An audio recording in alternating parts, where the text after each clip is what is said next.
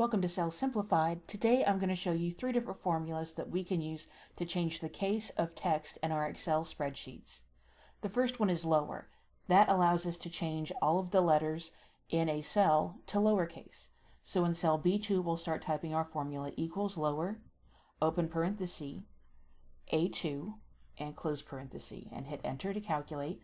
And we can see that makes all characters or all letters in cell A2 lowercase. So let's go ahead and drag our formula down for all of our examples. And then in cell B9, let's go ahead with our next formula, which is upper. Upper will make all letters in cell A9 uppercase. So let's type equals upper, open parenthesis, A9, and close parenthesis, and hit enter.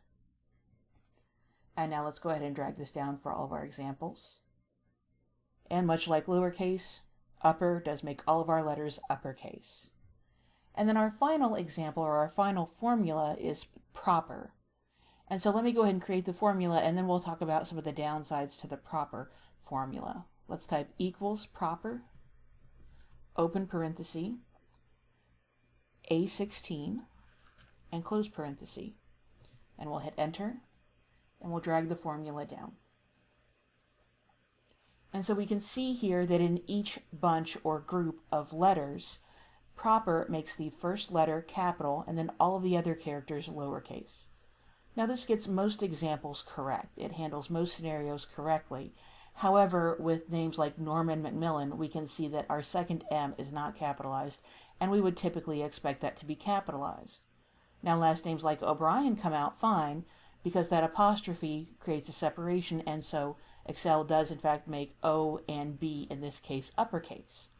And we can also see David Williams III here. The last 2 I's in the third are also made lowercase. And so really lower and proper are a little bit more dangerous to use, whereas upper is the most common formula that I find myself using out of all of these.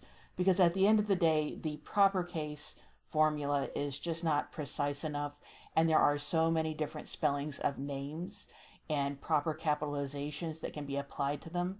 And so really the owner of the name is the only one who can know for sure if it's being capitalized correctly.